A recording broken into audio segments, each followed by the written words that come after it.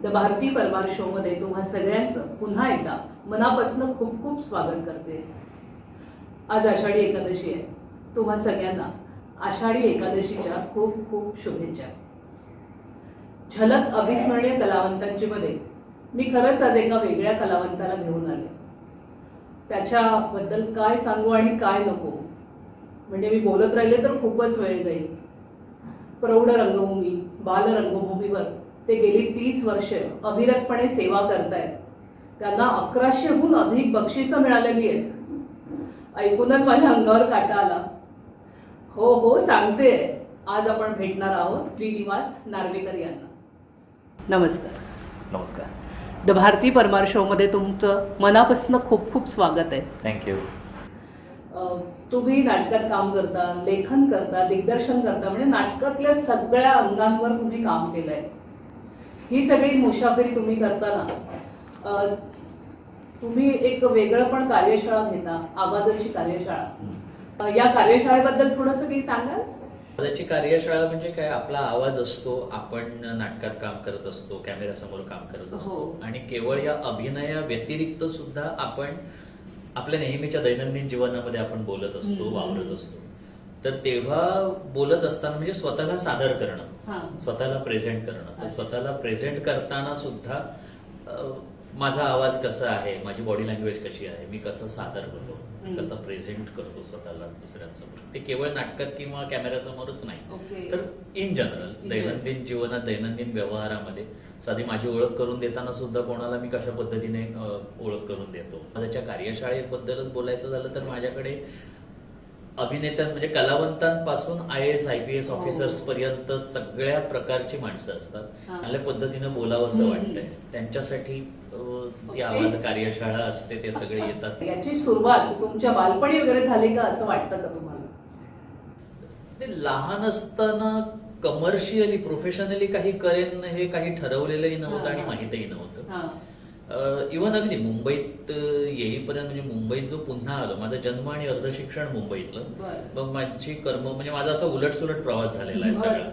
मग माझी कर्मभूमी सावंतवाडी ठरली कोकणामध्ये, आणि नंतर मग पुन्हा आता गेली 22 वर्ष मी पुन्हा मुंबईमध्ये. मजेशीर आणि किस्सा होता त्याच दरम्यान, म्हणजे मी 8वीत असतानाच आपलं चार्ल्स शोभराज, आपण नाव आपल्याला माहिती आहे, तर चार्ल्स शोभराजला गोव्यात अटक झाली.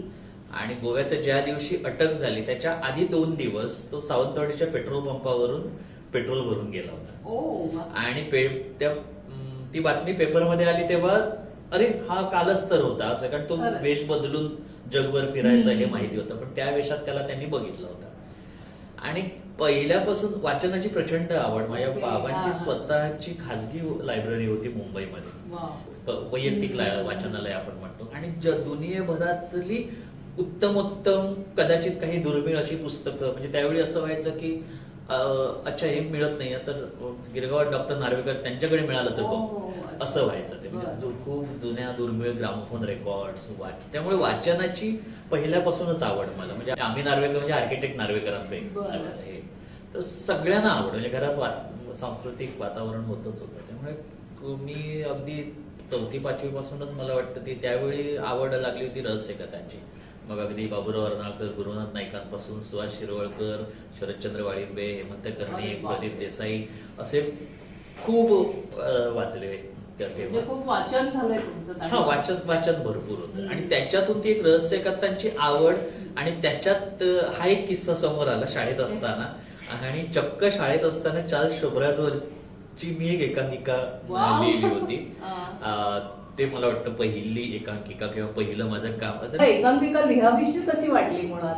नाही, असं लिहूया, नाटक करूया. ओके. मग शाळेत असताना ऑफ तास जर असेल तर मग चला नार्वेकर उठा, केंकरे उठा, देसाई उठा, चला काय करताय. मग आम्ही 5 मिनिटं असं बसल्या बसल्या एक गोष्ट ठरवायचो, कुठलं ते कोंढाण्याचं करूया, तानाजी आणि हे. तर मग ती गोष्ट घ्यायची आणि डायलॉग वगैरे उत्स्फूर्तपणे म्हणायचे. नंतर मग मी 10वीत असताना मला जादूच्या प्रयोगांची आवड. जादूचे प्रयोग? हो, मी 12 वर्ष जादूचे प्रयोग प्रोफेशनली करायचो. महाराष्ट्रभरात जवळजवळ 900-950हून अधिक प्रयोग केले. खूप केले. हो. तर त्याच्यातून मग ती आवड निर्माण झाली जादूच्या प्रयोगांची. मग ते त्याच्यात हे झालं. त्याच्यानंतर मग असं कधीतरी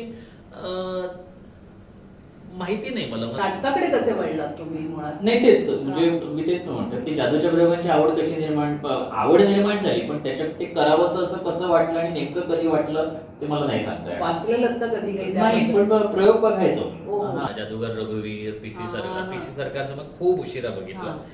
जादूगार आनंद, जादूगार ते टायफून खूप यायचे आणि बाबांकडून ते गोगिया पाशा वगैरे ही सगळी नावं, लाल सरकार ही ऐकली होती.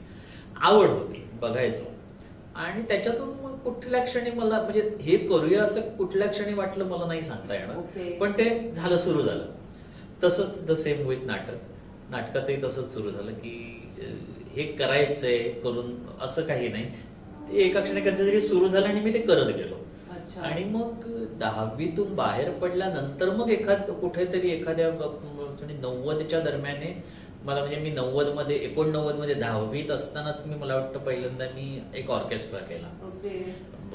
एक असं काय म्हणू आपण त्याला, विविध रंगी कार्यक्रम, हा. स्किट्स, विनोदी हे काही. मग त्याच्यात जादूचे प्रयोग सुद्धा मध्ये बरं, 10 मिनिटं अच्छा. आणि गाणी मी गायचो तेव्हा. बरं. तर असं खूप काय काय ते असं गमती जमतीत झालं. तर तो पहिल्यांदा मी ऑर्केस्ट्रा केला आणि त्याच्यानंतर मग कुठेतरी असं की चल असं काहीतरी वेगळं करून बघूया, अशातनं काहीतरी ते झालं. आणि त्याच्यातून मग 11वीला असताना मला वाटतं मी पहिली एकांकिका, हो 11वीला, त्यावेळी त्याच्यापूर्वी जर ऐकलं असेल तुम्ही, एक रिंकू पाटील प्रकरण झालं होतं ते हो, उल्हासनगरचं, हो. तिला वर्गात जाळून बरोबर, मारलं हा. होतं.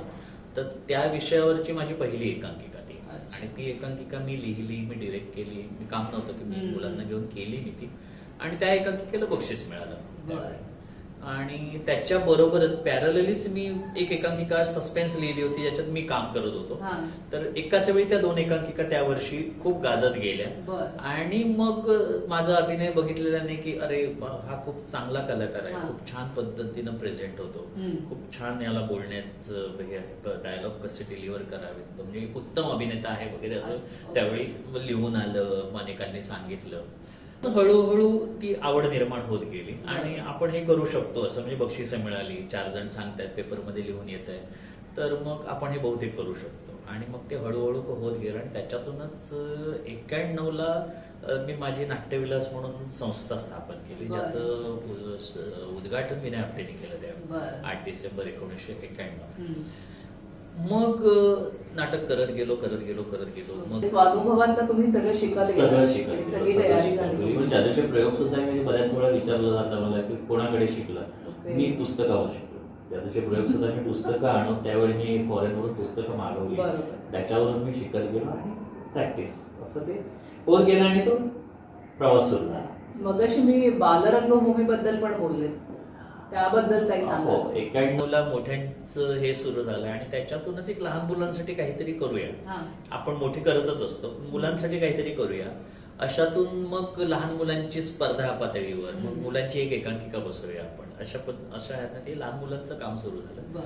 आणि मग पुन्हा संस्थात्मक पातळीवर काम करण्याची आवड असल्यामुळे एक बालरंग नावाची लहान मुलांची संस्था सुरू केली. त्याचं इमिजिएट पुढच्या वर्षी ओके. 8 डिसेंबर 91ला नाट्यविलासचं उद्घाटन विनय आपटेने केलं आणि 8 डिसेंबर 92ला म्हणजे नाट्यविलासचा पहिला वर्धापन दिन हा. आणि बालरंगची स्थापना, ओके. ज्याचं उद्घाटन विजू मामाने, विजय चव्हाणनी बरं. त्यावेळी केलं. आणि बालरंगने भरपूर काम केलं. म्हणजे बालरंगाकडून जवळजवळ नाही म्हटलं तरी आतापर्यंत एक 20-25 हजार मुलं गेली कोकण, पूर्ण कोकणातून. मग वेगवेगळ्या स्पर्धा असतील, वेगवेगळे कार्यक्रम असतील, एकांकिका वगैरे तर करायचोच. खूप विनिंग एकांकिका केल्या. महाराष्ट्रातला एक साने गुरुजी जन्मशताब्दीच्या निमित्ताने श्यामची आईचा प्रयोग आम्ही केला, जो 1.5 तासाचा विदाऊट इंटरव्हल प्रयोग होता. तो मध्यंतर नाही, त्याला सलग 90 मिनिटाचा प्रयोग होता. तर तो आम्ही त्यावेळी केला 96 मध्ये मला वाटतं. त्याच्यानंतर एकांकिका वगैरे भरपूर केल्या मुलांच्या, बक्षिसं भरपूर मिळाली. मुलांसाठी खूप काहीतरी करत राहावं हे होतं. त्याच्यातून मग त्यावेळी 93-94लाच मी बालरंग नावाचं एक मासिक सुरू केलं. ओके. अरे वा. आणि ते 1.5 वर्ष चालवलं स्वतःच्या खिशातून पैसे घालून. मी त्यावेळी मी पार्ट टाइम पत्रकार म्हणून पत्रकारितेमध्ये होतो. मी आता त्या प्रश्नावरच येणार होते की तुमचा मूळ व्यवसाय काय, दुसरा काही होता का? नाही, आता या क्षणी जर मी पूर्ण वेळ लेखक आहे. ओके. त्यामुळे पूर्ण नाही आधी नोकरी वगैरे केली होती का? नोकरीत कधी जमलं हा. नाही मला, पण नाही मिळाले मला. आणि ते मग आत्ता परत बालरंग आत्ता परत सुरू केलाय अंक. ओके. एप्रिल 2022ला आता जो उदगीरला जे आपलं साहित्य संमेलन झालं तिथे. तिथे भारत सासण्यांच्या हस्ते त्याचं प्रकाशन झालं. बर. आणि आता रेग्युलर म्हणजे ज्या वास्तूमध्ये आत्ता आपण बोलतोय ते भाऊ कोरगावकर आपल्याला माहितीच असते, तर त्यांची ओळख एका कार्यक्रमाच्या निमित्ताने, त्यांची शाळेच्या हा. निमित्ताने झाली. आणि मग बोलता बोलता खूप आमचं काही कॉमन ओळखी निघाल्या. हा. मग त्यांनाही सांस्कृतिक क्षेत्राची अधिक आवड असल्यामुळे मग बोलता बोलता मुलांच्या अंकाचा हा 93-94 मध्ये मी बरं. असा अंक सुरू, तर भाऊ म्हणाले ते अरे माझे असं काहीतरी डोक्यात होतं, मग चल तेच बालरंग तुझं होतं ना नाव, मग त्याच याने बरं, परत बरं. अशातून तो पटकन वा.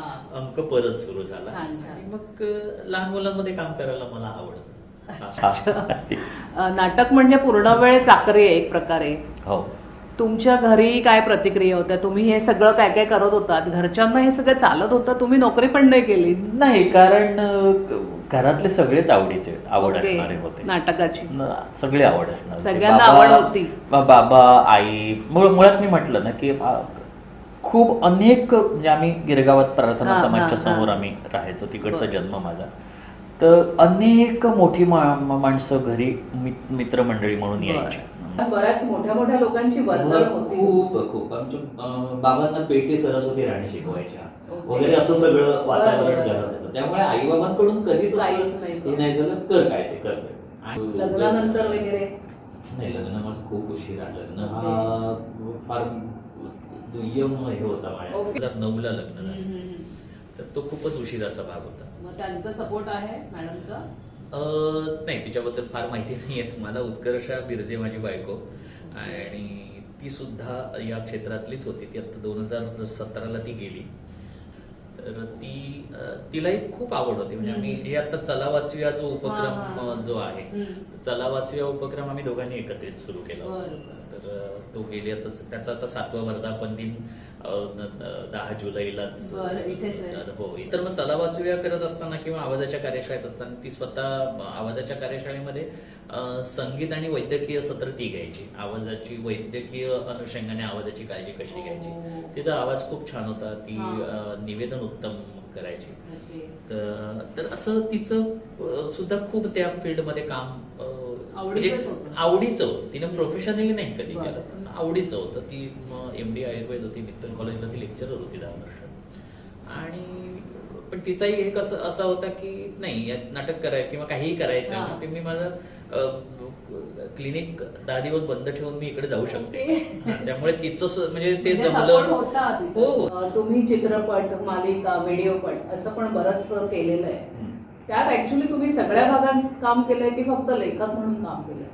मालिकांमध्ये माझं फार जमलं नाही. नाही. लिहिलंय मी काही, सह्याद्रीच्या लिहिल्या, एक झी साठीच्या वगैरे काही, हा, आता हा. नावं नाही सांगत मी. बरं. पण त्यानंतर हिटही झाल्या. हा. मला ते जे सतत मालिका काम. लिहिण्यानंतर काही एक जण माझे खूप जवळचे मित्रमंडळ आहेत, त्यांच्याबद्दल मला खूपच अभिमान आहे, आनंद आहे. पण ते मला नाही जमलं. मला बरं. सिरियल लिहिणं हा माझा हे प्रचंड पेशन्सचं काम आहे, ओके. जे नाही. कदाचित त्यामुळे मी तिकडे सिरियलकडे कधी वळलो नाही फारसा. सिनेमा मी 4-5 लिहिले, पण हा. ते असे फार एक त्याच्यातलं जो खूप अपेक्षा होती मला, तो निर्मात्याच्या याच्यामुळे फार समोर आलाच नाही. Okay, okay. आत्ता मी एक फार, म्हणजे मी अजून जाहीर नाही केले, पण हा. एका मराठीतल्या एका खूप अभिजात एका कादंबरीवर एक सिनेमाचं काम चालू ओके, आहे वा. आता. तर आणि पॅरलली आणखी 2-3 सिनेमांची कामं चालू आहेत. हा. तर तिकडे आता पूर्ण लक्ष दिलंय. त्यानंतर गेली जवळजवळ 14 वर्ष मी ऍड फील्ड मध्ये काम केलं. ओके. कॉर्पोरेट ऍडव्हर्टायझिंग, कॉर्पोरेट भाषांतर क्षेत्रात प्रामुख्याने. ओके. म्हणजे आता सुद्धा मी काम करतो, पण मी स्वतः काम करणं फार कमी केलं. म्हणजे मी हिंदी, इंग्लिश, मराठी मी स्वतः सगळं करायचो. आणि बाकी आत्ताही भारतातल्या 14 भाषा आणि जगातल्या सगळ्या भाषा यांचं सबटायटलिंग, व्हॉइस कोऑर्डिनेशन, ओके. रेकॉर्डिंग असं सगळं आपण करताय. अरेंज 2-3 वर्षाचा काळ हा करोना काळ होता. हो, पण तुम्ही काय केलं त्यावेळी? खूप केलं. सांगा ना. एक तर चला वाचूयाचं हे म्हणजे चला वाचूया 2015ला आम्ही सुरुवात केली हो. अभिवाचन उपक्रम किशोर कदमकडून सुरुवात हो, झाली. हो. आणि आता आपण जे सेलिब्रिटी म्हणून आपण जे सगळे ती सगळी मित्रमंडळी आणि त्यांनाही त्या उपक्रमाचं महत्व कळल्यामुळे अगदी किशोर कदम, सोनाली कुलकर्णी, विजय केंकरे, सलील कुलकर्णी, चंद्रकांत कुलकर्णी, अण्णा सावरकर, अण्णा भावे, अनंत भावे, अशी काही जवळजवळ 250 माणसं आतापर्यंत 6-7 वर्षामध्ये या चळवळीमध्ये सहभागी झालेले. ते सुद्धा एकही रुपया न घेता, एकही रुपयाच्या मानधनाची अपेक्षा न ठेवता. सलील कुलकर्णी सुद्धा पुण्यातून स्वतः आले इकडे, कुठलीही अपेक्षा न ठेवता. अगदी आजच्या 7व्या वर्धापन दिनाच्या वेळी सुद्धा वैभव जोशी, मिलिंद जोशी, मनीषा जोशी, सकाळच्या सत्रामध्ये रोहिणी अट्टंगडे, नेहा जोशी, संजय मोने अशी माणसं आहेत आता. पण ती चळवळीच्या प्रेमापोटी म्हणजे ती सुद्धा कुठल्याही मानधनाची अपेक्षा नाही ठेवत आणि त्या कार्यक्रमासाठी येणाऱ्या लोकांकडून सुद्धा आपण 1 रुपया घेत नाही कधी.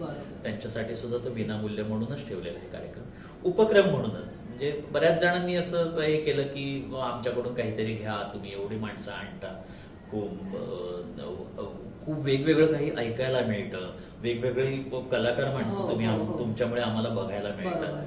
पण आम्हाला ते फुकट घेणं कसं तरी जातं. पण म्हटलं नाही, ज्या क्षणाला असं वाटेल की नाही बाबा या महिन्यातल्या खर्चामुळे पुढच्या महिन्यात जेवणाची हालत होणार आहे आपली, त्या क्षणाला नक्की सांगेन. सुदैवानं अजूनपर्यंत ती वेळ आलेली नाही, तरी सुद्धा अनेक जण या ना त्या निमित्ताने, या ना त्या कारणाने अशी थोडी मदत या वर्षभरात अशी करतात.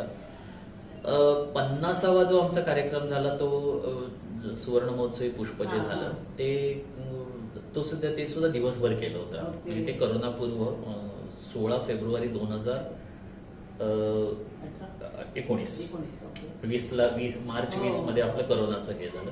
16 फेब्रुवारी 2019ला तो आम्ही 50वा कार्यक्रम केला, ज्याच्यात म्हणजे तो मतकरींचा लाईव्ह असलेला अखेरचा कार्यक्रम. त्या कार्यक्रमात मतकरींनी त्यांचं जे गांधी अंतिम पर्व जे नाटक होतं ते त्यांनी स्वतः वाचलं. ते आणि त्यांचे एक 6 कलाकार होते. आणि त्याच्यात आधी मग किशोर कदमनी निर्मल वर्मांचं एक अंक वाचला होता. सकाळी आनंद इंगळे होता, संजय सुगावकर होता, आकाश पडसावळे होती, ही सगळी म्हणजे तोही दिवसभर होता कार्यक्रम. तर त्याच्यानंतर मग मार्च 20ला लॉकडाऊनच लागलं. मग आता करूया, आता होईल एवढं वाढेल असं काहीच वाटलं नव्हतं. पण मग 2 महिने 3 महिने थांबलो आणि मला वाटतं एप्रिल की मे मध्ये मी ऑनलाईन सुरू केलं ते का 51व्यापासून. मग ऑनलाईनच्या वेळी फायदा असा झाला की ज्यांना 5 वर्ष प्रत्यक्ष येणं या ना त्या कारणाने शक्य नव्हतं, शूटिंग असतील, नाटकाचे प्रयोग असतील, म्हणजे मग ऑनलाईनच्या काळामध्ये मग प्रशांत दामले, स्पृहा जोशी, यतीन कार्यकर ही जी 5 वर्षात येणारी मंडळी होती, न येणारी जी मंडळी होती, त्यांना शक्य झालं की नाही श्रीनिवास आता करू शकतो आपण, ऑनलाईन आहे ना, करूया, असं झालं. त्यामुळे ते चालूच होतं. ऑनलाईन 2 वर्षातल्या याच्यातले 2 महत्वाचे आणि वेगळे प्रयोग म्हणजे एक आम्ही प्रलमयक म्हणजे ज्यांच्या माझं गुढकथांचं पुस्तक प्रकाशित झाले. माझ्या गुढकथांना माझं शासनाचा आणि कोमसापचा पुरस्कार होता आणि त्या पुस्तकाचं प्रकाशन प्रलमयकरांच्या हस्ते झालं होतं आणि त्याला प्रस्तावना मतकरींची आहे त्या गुढकथासंग्रहाला. तर तेव्हा त्यामुळे प्रलनचं आणि माझं नंतर खूप जवळचं नातं निर्माण झालं आणि त्याच्यातून मग असं त्यांचं एक रात्रणी नावाचं खूप गाजलेलं नाटक, भक्तीबाई, उदय म्हैसकर, सतीश पुळेकर वगैरे आणि माझंही ते आवडतं नाटक. आणि 91 साली मी ते राज्य नाट्याला आणि कामगार कल्याणला केलं होतं. म्हणजे नंतर खूप छान झाल्यानंतर ओळख करून देताना सुद्धा हा 19व्या वर्षी माझं रात्रणी करणारा माझा मित्र असं. तर ते गेल्यानंतर 18 ऑगस्टला ते गेले. तर 18 ऑगस्ट 2020ला आम्ही एक असा प्रयोग केला, त्या रातराणीचं नाट्य वाचन करायचं. पण ते हे नेहमीच असं आम्ही त्यांना म्हटलं पण वेगळ्या पद्धतीने करूया. मग प्रलनची जी खूप जवळची मंडळी होती, येतोय मी नावांकडे, तर अशांना मी विचारत गेलो की अगदी 5 मिनिटात हे सगळं ठरलं. अगदी 5 मिनिटात या 6-7 जणांकडून पटापट करूया, काहीही ऍडजस्ट न करता. त्याचं महत्व असं होतं की एक तर रातराणी नाटकाचं वेगळ्या पद्धतीने नाट्यवाचन करायचं. मी पहिला फोन केला अविनाश नारकरला, की अविनाश म्हटलं, आणि अविनाश प्रल्हादचा मानसपुत्र. तर अविनाशला म्हटलं असं असं आहे. अविनाशचं दुसऱ्या सेकंदाला श्रीनिवास करूया म्हटलं. ऐश्वर्याला हे करा, म्हणजे भक्तीबाईंचा जो रातराणीचा जो रोल आहे तो ऐश्वर्या करेल, असं झालं. अरुण नलावडे 86च्या नाटकामध्ये होते, मूळ नाटकामध्ये. अरुण दादाला विचारलं, अरुण दादा असं असं प्रल्हादचं हे करायचं, आपल्याला नाटक वाचायचंय, करूया. अरे वा. हे झालं. त्या नाटकाला पार्श्वसंगीत होतं पुरुषोत्तम बेर्डेंचं. तर पुरुदादांना म्हटलं, पुरुदादा असं असं आहे डोक्यात, आपल्याला त्या नाटकाचे ट्रॅक्स करता येईल का, त्या म्युझिकच्या ट्रॅकवरच आपल्याला हे वाचन करता येईल का. पुरुदादा म्हणाले, योगायोग 8 दिवसापूर्वी नंदलाल रेळे माझ्याकडे ट्रॅक देऊन गेलाय.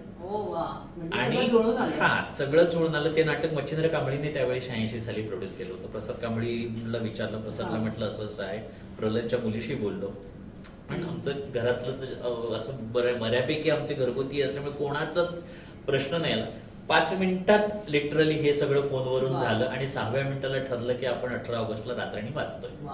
आणि मग लाईट म्युझिक, आणि अविनाश नारकर, ऐश्वर्या नारकर, अरुण नलावडे, मी, आमचं विनीत मराठे, एक निवेदन, ब्रॅकेट सुद्धा आम्ही वाचे, असं वेगळ्या पद्धतीने ते केलं होतं. आणि पुरुषोत्तम बेर्डेंचं म्युझिक. मग त्याच्यातले 2 आकर्षणं अशी होती की ओरिजिनल म्युझिक ट्रॅक आणि ओरिजिनल सॅली अरुण नलावडे यांच्याबरोबर या निमित्ताने रातराणीचं वाचन, असं तोही प्रयोग प्रचंड आवडला लोकांना. मग त्याच्यावरून मग अरुण दादा, अविनाश, आपण प्रल्हादची अशी नाटकं करायला पाहिजेत, आणि बऱ्याच जणांनी असं सांगितलं. त्यानंतर मग मतकरींच्या कथांचं एक वेगळ्या पद्धतीनं द सेम लाईट आणि म्युझिकवरचं अशा 2 कथा, एक तुमची गोष्ट आणि टापटी पाजे नावाची एक कथा, तोही प्रयोग प्रचंड आवडला लोकांना. तर असे काही प्रयोग वेगवेगळे, केवळ नाटकापलीकडे आपण आणखी काय करू शकतो, तर असे प्रयोग करून बघायला मला आवडतात. मग आम्ही एक अरुण शेवते, आपल्याला कवी माहितीच असतं, तर त्यांचं एक 80 पानांचं एक दीर्घ काव्य आहे, पंतप्रधानांना पत्र म्हणून, एक पॉलिटिकल सटायर म्हणूया आपण, सोशिओ पॉलिटिकल सटायर आहे. ते मी, उत्कर्षा आणि आमचा दीपक कदम म्हणून मित्र आहे, तोही आर्टिस्ट आहे. तर आम्ही 3 जण आम्ही अभिवाचन करायचो त्याचं. तर नंतर मग त्याचं एक वेगळ्या पद्धतीनं सादरीकरण केलं, असं 2-3 प्रकारे वेगवेगळे केलं. त्याचा आता आम्ही त्याचा स्टेज परफॉर्मन्स करतो. हो, पंतप्रधानांना पत्रचं ते चालू असतं. अरुण शेवतेंचंच आणखी एक शर्वरीच्या कविता म्हणून असंच एक दीर्घ कवितांचा, छोट्या कवितांचा हे आहे. तर त्याचा पहिला प्रयोग आम्ही गोव्याला काव्यउत्र म्हणून एक फार मोठं 76 तासांचं, सलग 76 तासांचं विक्रमी कवी संमेलन झालं. तर त्या कार्यक्रमामध्ये त्या शर्वरीच्या कवितांचं पहिला प्रयोग झाला, ज्याच्यात राजन तामाणे, भक्तिरत्न बारके आणि उत्कर्ष अशा 3घांनी हे केलं. तर त्याचा स्टेज परफॉर्मन्स आता करायचं काम सुरू आहे. आणखी 1-2 दीर्घ कवितांची पुस्तकं आहेत, त्याच्यावर एक बॅलेटिक परफॉर्मन्स, तेही काम चालू आहे. आणि बाकी मी म्हटलं ते अभिजात त्या एका कादंबरीवरचं तो सिनेमा, तो एक बरीच जवळजवळ 25 वर्ष माझ्या डोक्यातलं हे आहे. तुम्ही म्हणालात, म्हणजे मी तुम्हाला प्रश्न विचारला, बालपणी काही केलं का, तुम्ही म्हणालात नाही, पण तुम्ही बालपणी खूप काही केलं. तुम्ही खूप वाचन केले, आणि त्यामुळे तुमच्या डोक्यात ह्या वेगवेगळ्या कल्पना येतात. नाही, अगदी वाचनाचं खूप हे आहे. आणि मी म्हणजे वर्कशॉपमध्ये सुद्धा, एरवी सुद्धा वाचा वाचा वाचा असं चालू असतं. हो, चालू असतं.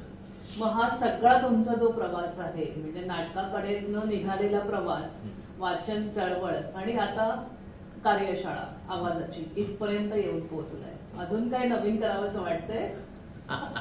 नाही, हेच आत्ताच एवढा व्यापासून भरपूर आहे. आत्ता ज्या वास्तूमध्ये आपण हे बोलतोय ते प्रबोधन प्रयोग, तर या प्रबोधन प्रयोगकाराचं डिझाईन मी केलंय. अर्थात तो भाऊंनी, पल्लवी फाउंडेशन, भाऊंची जी संस्था, NGO आहे ते, आणि आमचं व्हिजन, अशा दोघांनी एकत्रित येऊन. पण ते सुद्धा कसं झालं की भाऊ कोरगावकर आणि आम्ही एका अशा खूप अशा सांस्कृतिक आणि याच्या विषयावर बोलत असतो. तर बोलता बोलता असं काहीतरी वेगळं करायचंय म्हणाले भाऊ. तर लगेच आम्ही नाटकवाले तर अशी जागा शोधत असतो की जागाच नाही मिळत आहे तालमींना. हे आम्हाला ठीक आहे, आपण कुठे ना कुठे आम्ही रवींद्रलाच करायचो गेली काही वर्ष. तर असं काही करता येईल असं मांडल्या, त्यांच्यासमोर मांडल्याबरोबर चल कर. आणि दुसऱ्या दिवशी लिटरली सुरू झालं काम या डिझाईनच्या अनुषंगाने. आणि आजच्या घडीला प्रायोगिक रंगकर्मींसाठी आणि कुठल्याही तालमींसाठी हो. उत्तम या अशा वातावरणात तालीम करणं हे सुद्धा एक खूप Great. जिकडे आपण छान. धूळ भरल्या जागेत वगैरे हा, तालमी करत बरोबर आहे, असतो बरोबर आहे, हो. किंवा बापरे गरम होतंय घामाघूम होत, ठीक आहे पूर्वी करायचो, पण आता हो. जर शक्य आहे तर का नाही करू असा तो एक प्रयत्न होता. आणि जर या निमित्ताने, कारण मी नेहमीच म्हणतो की जिकडे आता मुंबई सारख्या ठिकाणी आणि कुर्ला सारख्या म्हटलं तर मध्यवर्ती हो, हो. हे आहे, कुर्ला दादर वगैरे सारख्या ठिकाणी जागांचे भाव आणि म्हणजे जिकडे 50 स्क्वेअर फूट तुमच्यातली माझे म्हणजे कोकणात बघा ती 1-2 फूट जरा पुढे सरकवतात लाईन आणि मग ते 2-2 फूट मडत मडत वाढत जाते, नाही तो जरासा म्हणून घुसला माझ्या जमिनीत. तर असं मुंबईत सुद्धा हे असतं ना की 10-50 फुटांसाठी सुद्धा भांडाभांड होत असताना सुद्धा 600 स्क्वेअर फीटची जागा चल कर असं करून सोडून देणं हे सोपं नाहीये. त्यामुळे फार महत्वाचं आहे की अशी माणसं उभी राहतात, अशी माणसं सोबत राहिली. चला वाचव्याच्या निमित्तानं ही सगळी, म्हणजे आपण एकटं काहीच नाही करू शकत, ही सगळी माणसं उभी राहतात. आपल्याला ढीक खूप काही करायचं असतं, पण जिकडे आर्थिक बाब येते तिकडे सगळ्याच गोष्टी होऊ शकतात, अशातलं काही भाग नाही. आता वाचन चळवळीच्या बाबतीत कसं झालं की मी उपक्रमातलाच माणूस असल्यामुळे काहीतरी करत राहावं. 2015ला आशुतोष घोरपडे म्हणून आपले प्रकल्प संचालक आहेत पुलं कला अकादमीचे, जे आपले राज्याचे सांस्कृतिक संचालक सुद्धा होते त्यावेळी. तर तो नाटकातला म्हणून त्यावेळी फार आमची ओळख नव्हती. आता नंतर खूप छान ओळख झाली आणि आता एकजणमध्ये ते कामही करतात. मी कोबीची भाजी नावाच्या नाटकामध्ये सुद्धा एकत्र काम केलं, मी डिरेक्ट केलं होतं नाटक. तर नंतर मग परिचय वाढत गेला, खूप छान ट्युनिंग जमत गेलं. पण त्यावेळी ते संचालक म्हणूनच आम्ही तर त्यांच्याकडे ते नाटकातले आणि या सांस्कृतिक याच्यातले असल्यामुळे त्यांच्याकडे असं एक प्रपोजल घेऊन गेलो मी की असं एक डोक्यात आहे की जर समजा पुलं कला अकादमी आणि आम्ही असं एकत्रित येऊन आपल्याला काही करता येईल का. त्यांनी सुद्धा लगेच दुसऱ्या मिनिटाला करा, ही जागा आहे आपली, करा तुम्ही काय हे करायचं ते. आणि मग ते सुद्धा असंच ठरलं आणि 8व्या दिवशी कार्यक्रम पहिला झाला. तर 19 जून 2015 किशोर कदम, विजय कदम म्हणून आपल्या आकाशवाणी दूरदर्शनचे जे वृत्तनिवेदक आहेत, तर तो माझा खूप चांगला मित्र होता. उत्कर्षा होती, अंजली माटोदकर म्हणून मंत्रालयातल्या प्रमुख वास्तुविशारद आहेत, त्या नाटकवाल्या आहेत. तर अशा काही जणांनी आणि प्रचंड गर्दी पहिल्याच कार्यक्रमाला. नंतर मग दुसरा कार्यक्रम झाला कौशली नामदार, अभिजित झुंजारराव अशी माणसं. आणि नंतर मग कसं म्हणजे सेलिब्रिटींना घेऊन कार्यक्रम करायचं असं डोक्यात नव्हतं काही. पण किशोरदादाला विचारलं, किशोरदादा असं असं येतो, कौशलला विचारलं, कौशल असं असं करायचंय येतो. असे सगळेजण म्हणजे मैत्रीच्या ह्याच्यातून मी विचारत गेलो, येत गेले सगळे माणसं. असं होत गेलं. आणि त्याच्यातून मग ती वाचन चळवळीचा उपक्रम आणि आजच्या घडीला आत्ता जो कार्यक्रम होता तो 75वं पुष्प आणि 7वं वर्धापन दिन. हे मला वाटतं फार महत्वाचं आणि मोठं आहे. अशा प्रकारचा एक मुंबईतला हा सुद्धा बऱ्याच जणांनी, प्रत्येक जण आपापल्या परीनं वाचनाचे कार्यक्रम, वाचनाची चळवळ वगैरे राबवत असतो. आम्ही एकमेव आहोत असं नाही म्हणत मी, पण सातत्यानं दर महिन्याला होणारा हा आजच्या घडीचा तरी मुंबईतला नाही, मला वाटतं महाराष्ट्रातला असावा. मी फार जाणार, बरेच जण आपापल्या पातळीवर करत असतात. जेव्हा आम्ही सावंतवाडीत खूप काही करत होतो तेव्हा कदाचित ते मुंबईत माहिती नसेल, पुण्यात माहिती नसेल, असं होतं. त्यामुळे बरेच जण आपापल्या परीनं करत असतात. मुंबईतला हा आजच्या घडीचा मासिक सतत दर महिन्याला चालू असलेला हा एकमेव उपक्रम आहे. विजन, व्हॉइस अँड ऍक्ट हे काय? वर्कशॉपच्या निमित्तानं झालं. कार्यशाळा, आवाजाची कार्यशाळा स्वरूपात मुंबईत सुरू करणं हा थॉट उत्कर्षाचाच होता की तू एवढी वर्ष, अदरवाईज मी 30 वर्ष माझे लेक्चर्स, माझे कार्यक्रम वगैरे चालूच असायचे महाराष्ट्रभरात. पण मुंबईत आल्यानंतर उत्कर्ष म्हणाले जर तू हे करत असेल तर तू का वर्कशॉप घेत नाहीस. तर त्यावेळी आवाजात काम करणारी सुद्धा काही माणसं ऑलरेडी होती. म्हटलं ही ऑलरेडी आहे का, नाही ठीक आहे ना, तुझं वेगळं काही आहे तर मग त्या पद्धतीनं होईल. ते जर लोकांना आवडलं तर लोक येतील, नाही आवडलं नाही येणार, एवढं साधा हे होतं. मग त्याच्यातून असं झालं की मग हे सुरू करतोय तर मग जुनं काही नको, नव्याने काहीतरी नवं काहीतरी एक बॅनर आहे. मग ते काहीतरी एक बॅनर एक नवीन, मग एक थोडं एक विजनरी आपण काहीतरी बघतो, हो. मग त्याच्यातून विजन झालं ओके. आणि त्याला मग व्हॉइस अँड ऍक्ट हे आत्ता या 3-4 वर्षात जोडलं गेलं ओके. असं. अभिनयाची कार्यशाळा पण घ्यायचा. अभिनयाची कार्यशाळा मी हार्डली वर्षातून एकदा वगैरे घेतो. ते फार व्हॉइसची वर्कशॉप्स म्हणजे विजनच्या अंतर्गत चालूच असतात. विजनच्या आता जवळजवळ या 7 वर्षामध्ये विजनच्या बॅनरला 20 बॅचेस झाल्या. आत्ता जी होईल या महिन्यात ती 21वी बॅच आहे. असं काही राहिलंय का की तुम्ही ते केलं नाहीये? म्हणजे मी आता काय सांगू, लेखन, दिग्दर्शन, अभिनय, प्रकाशयोजना, रंगभूषा, पार्श्वसंगीत हे तर तुम्ही केलंच. अभिनयाची कार्यशाळा घेतली, तुम्ही लिहिता, तुम्ही गुणकथा लिहिता, तुम्ही जादूचे प्रयोग केले, तुम्ही काय नाही केलंय मग? वाचनाची चळवळ सुरू केली आहे. नृत्य करायचं. ती चालू, नृत्य राहिलंय. राहिलंय. ओके. गाताही म्हणालात मगाशी. तेव्हा म्हणजे नॉट लाईक बाथरूम सिंगिंग, व्यवस्थित गायचो मी, ऑर्केस्ट्रामध्ये गायचो, पण ते नंतर हे नाही. म्हणजे बाबा खूप मागे लागले होते की तुझा आवाज चांगला आहे, बरेच जण, पण मी त्याच्यात नंतर नाही फार लक्ष दिलं. 2 महिने झाले, 2 वर्ष झाले मी हार्मोनियम नव्याने शिकायला सुरुवात केली परत. हो, त्यामुळे ते हळूहळू आहे सुरू. बघूया आता भविष्यात तबला शिकेन, नृत्य आहे डोक्यात, बघू. छान. तुमच्याशी बोलून इतकं छान वाटलंय की काय सांगू तुम्हाला. खरंच तुम्ही बोलण्याचे बादशाह आहात. पण आता सवय झाली. 30 वर्षानंतर एवढं नाही जमलं तर मग काहीच. आणि काही राहिलं नाहीये असं वाटायला लागलं. काय राहिलंय आता तुमच्याकडनं होणं? फक्त मला वाटतं तुम्ही सिनेमात वगैरे अभिनय करा, आता तेवढंच राहिलंय का? केलंय ते सुद्धा? ते मी देबुदांबरोबर, देबुदेवदारांबरोबर, हा. देबुदेवदार म्हणजे जफर सुलतान जे आपले फार मोठे संकलक हो, मला माहिती आहे. आहेत. हा, तर जफर सुलतानांचा निर्माता म्हणून जो पहिला सिनेमा होता त्याला मी चीफ असिस्टंट डिरेक्टर होतो. ते पण झालंय. श्रीपाद पै त्याचे दिग्दर्शक होते. तर तो माझा पहिला सिनेमा ॲज अ म्हणजे डिरेक्शन फील्डमधला अनुभव. आणि तेव्हामध्ये देबुदेवदार कॅमेराला होते. त्यामुळे असं खूप जफर सुलतानांसारखा माणूस ज्याने म्हणजे बिंदास्त पासून सावरखेड वगैरे, म्हणजे एक काळ असा होता की